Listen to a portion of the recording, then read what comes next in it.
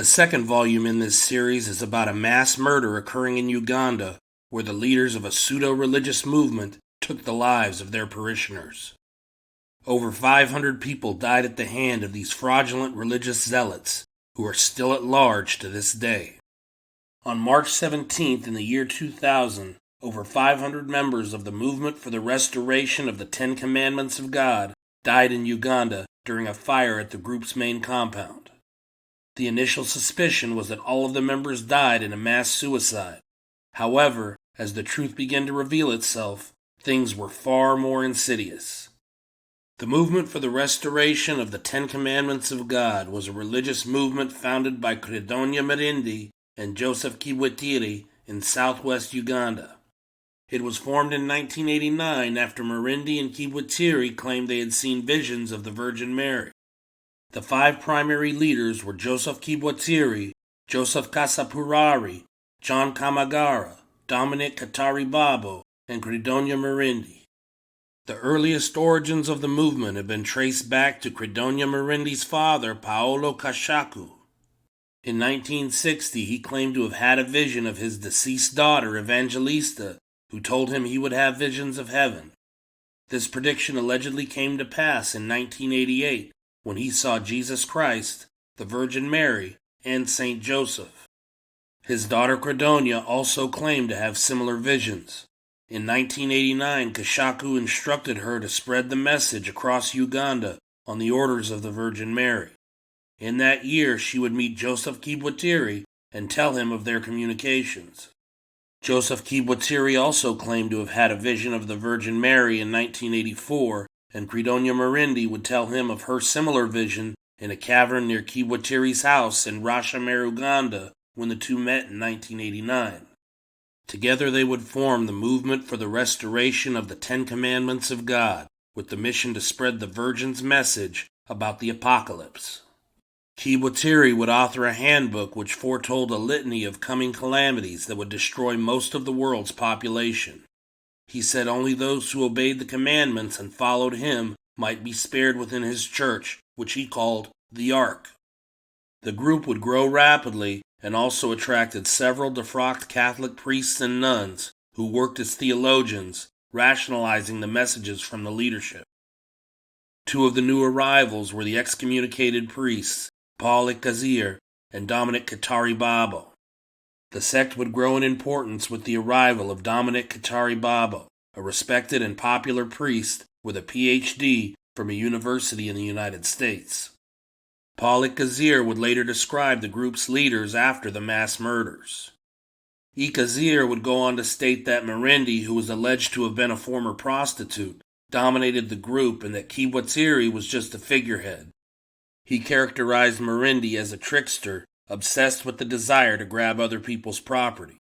The Virgin Mary, as channeled through Mirindi, prescribed all the rules of the group.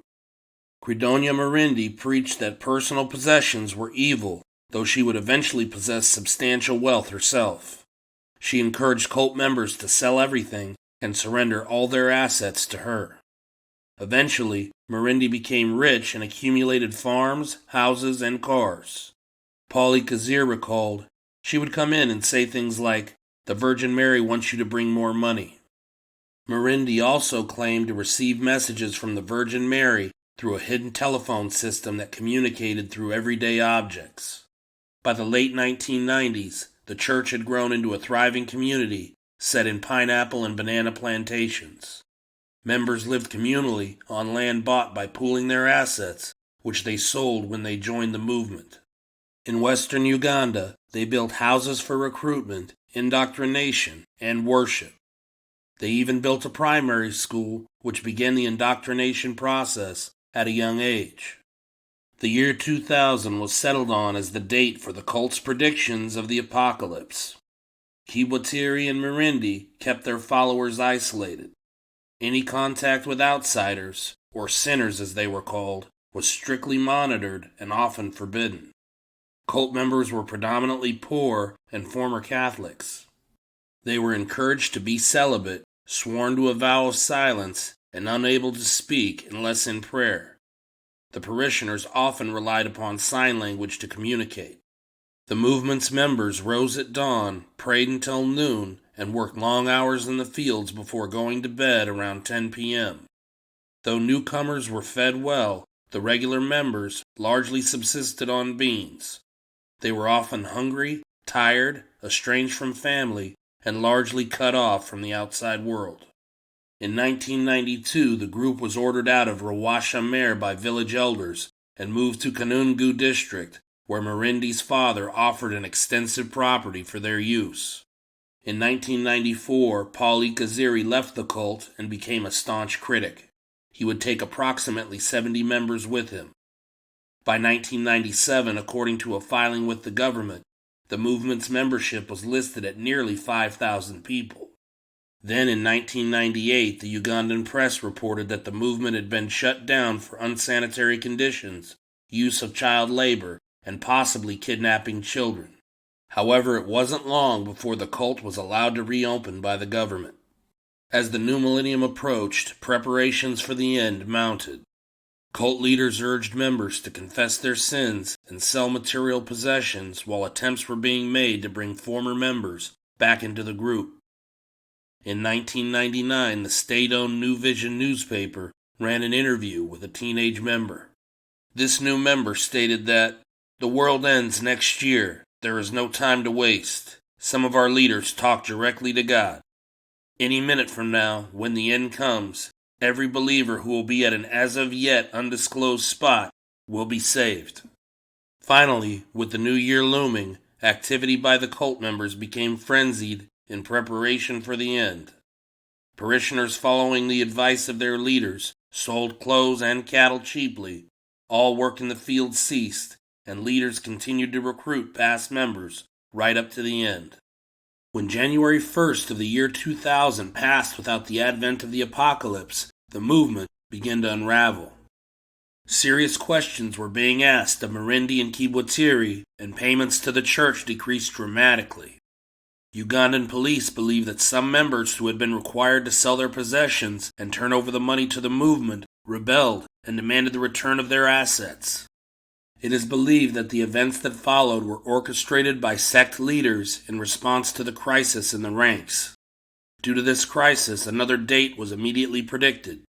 March 17th of the year 2000 was the new end of the world, a doomsday they said would come with ceremony and finality, according to the New York Times.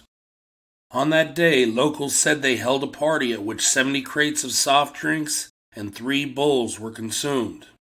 Minutes after the members arrived at the party, nearby villagers heard an explosion, and the building was gutted in an intense fire that killed all 530 attendees. The windows and the doors of the building had been boarded up to prevent people from leaving. A neighbor who lived near the cult later recounted that the fire caused everything to be covered in soot, smoke, and the stench of burnt flesh. Some who lived near the area said they could not eat meat for several months after the fire. The fire alerted the Ugandan authorities as to what had been occurring in the movement. Several days before, movement leader Dominic Kataribabo had been seen buying 50 liters of sulfuric acid, which may have started the fire. Another party was planned for the 18th, which officials believe sect leaders had announced in order to mislead authorities as to their plans. The whereabouts of the 5 principal cult leaders, Joseph Kibwatiri, Joseph Kasaparari, John Kamagara, Dominic Kataribabo, and Credonia Mirindi, are unknown. 4 days after the church fire, police investigated movement properties and discovered hundreds of bodies at sites across southern Uganda. 6 bodies were discovered sealed in the latrine of the Kanungu compound, as well as 153 bodies at a compound in Buhanage. Another 155 bodies were discovered at Dominic Kataribabo's estate in Rugazi, where they had been poisoned and stabbed. As if that weren't enough, another 81 bodies were discovered at ranking cult member Joseph Nimarinda's farm. Police stated in 2000 that they had been murdered about 3 weeks before the church inferno, though a 2020 BBC report suggested that the bodies had accumulated over several years. Medical examiners determined that the majority of the 395 individuals who did not die in the fire had been poisoned. Early reports suggested that many had been strangled based on the presence of twisted banana fibers around their necks. After searching all of the sites, the police concluded that the earlier estimates of nearly 1,000 dead had been exaggerated, even though the final death toll had settled at 924, 6 more than the People's Temple in 1978. After interviews and an investigation were conducted, the police ruled out a cult suicide and instead considered it to be a mass murder conducted by the movement's leadership. They believe that the failure of the Doomsday Prophecy led to a revolt in the ranks, and the leaders set a new date with plans to eliminate their followers. The discovery of bodies at other sites, the fact the church had been boarded up, the presence of incendiaries, and the possible disappearance of sect leaders all point to this theory. Additionally, witnesses said that the movement's leadership had never spoken about mass suicide when they prepared members for the end of the world.